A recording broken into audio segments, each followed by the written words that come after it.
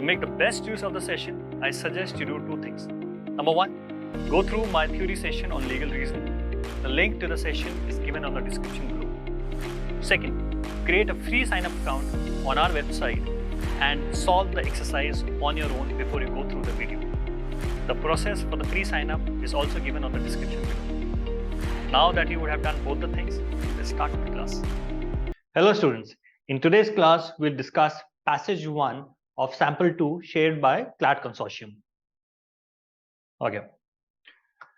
So if you haven't gone through the passage on your own in our website, I would suggest you pause the video here, go through the passage, and then come to the explanation. Okay. So basically, the government of India, the government on 9th January, lifted the bar on taxpayers having joint property ownership for filing income tax in ITR forms and 4, meant for people with income up to 50 lakh per annum from salary, business, and profession, provided such taxpayers' income from salary, business, or profession is below 50 lakhs. Okay.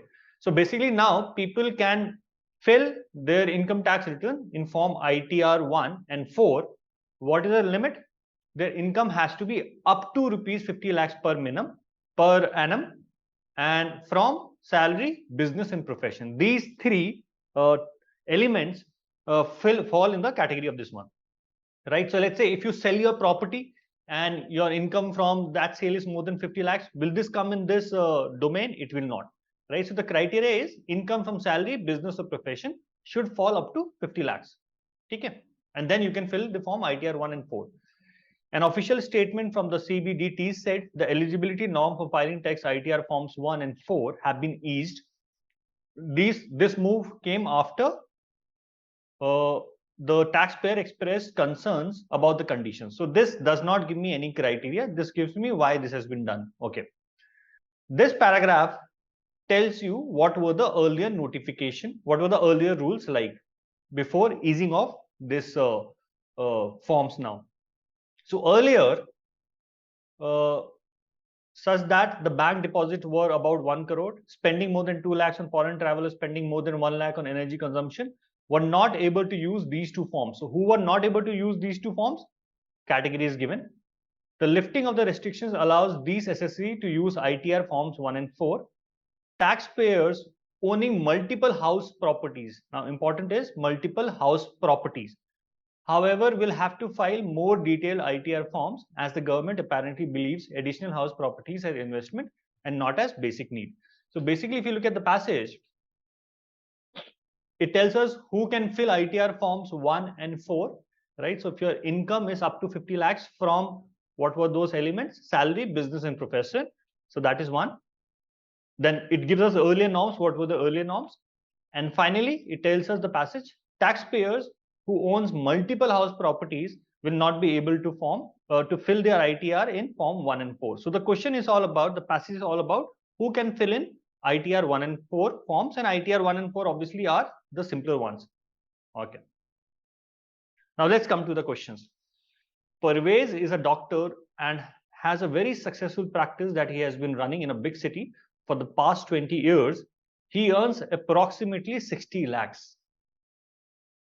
Okay, but also has to spend about 30 lakhs per year on expenses for his practice, such as rent on his chambers. Question is, he wants to fill it in ITR 1 and 4, but the CBDT says that he is ineligible to fill his returns in those forms and must instead use more detailed forms. Parvez challenges this decision of the CBDT. Will he succeed? See, the criteria for us is this: 50 lakhs. His income from business or profession. So now this is his profession as a doctor. His income, does it exceed 50 lakhs? It does. They're not talking about the profit. They're talking about income, right? So income is definitely more than 50 lakhs. So he is not eligible. So this cannot be the answer. This cannot be the answer. This is not the logic given by the passage. This is the correct answer. Only concern yourself with what the principle is given in the passage. Let's move to the next question. Using the income from his medical practice, Parvez buys the flat adjoining the one that he stays in with his wife. The couple decided to break down the wall separating the two flats and combine them. Okay. And combine them into one large home for themselves. He also buys the chambers where he conducts his practice, a smart set of rooms in an office building. These are the first properties Parvez has bought, and he does not own any other properties. So property number 1 is this one, flat adjoining. So that is his property number 1. That's a house property. And property number 2 is also buys the chambers which he conducts his practice, right? So now this chamber is for a commercial purpose. This is not a house property. So the information says these are the first properties Parvez has bought, and he does not own any other properties. So property number 1 is this flat, which is a house property. Yes, this one is not a house property, guys. So to answer this question, we have to apply the condition whether provide such income from salary, business, or profession is below 50 lakhs.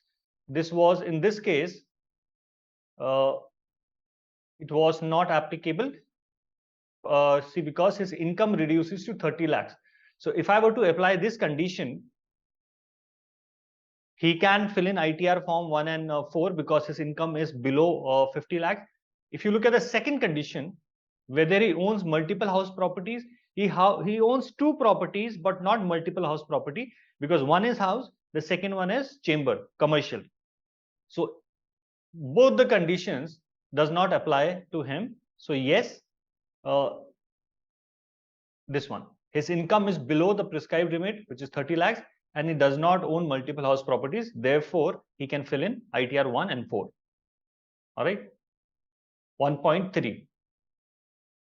Seema runs a large software business and earns about 35 lakh a year from the business, so below 50 lakhs.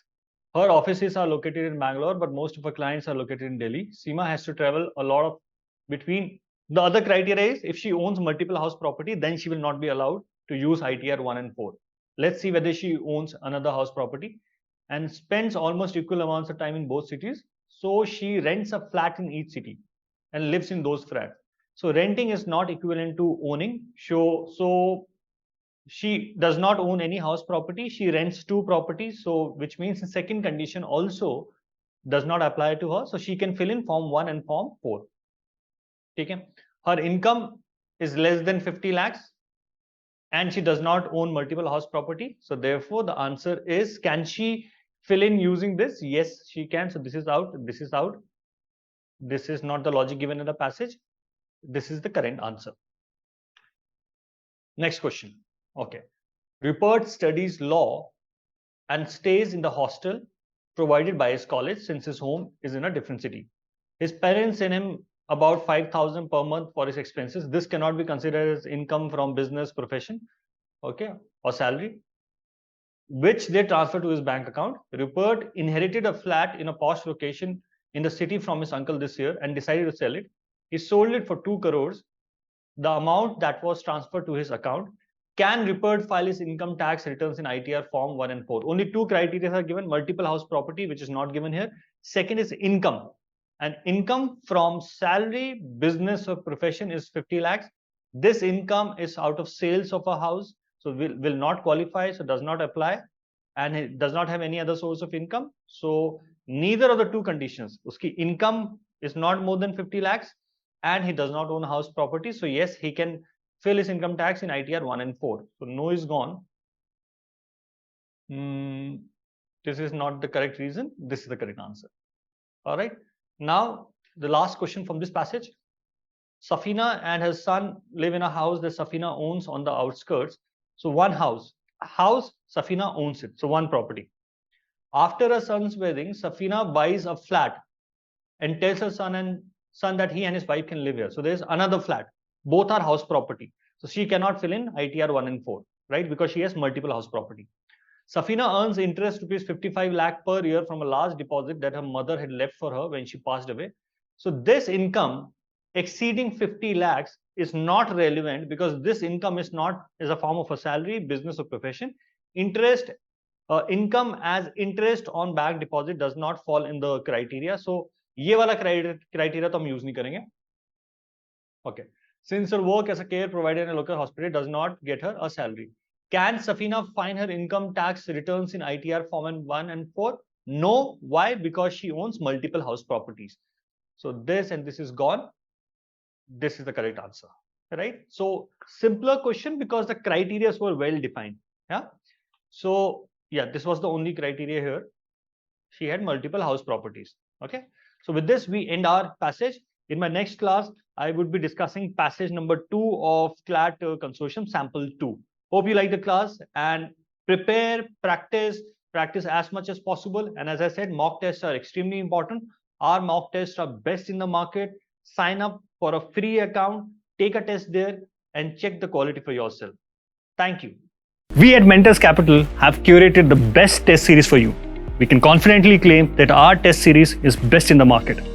So go and see it for yourself. Remember, coaching kahin se bhi. Test series from Mentors Capital.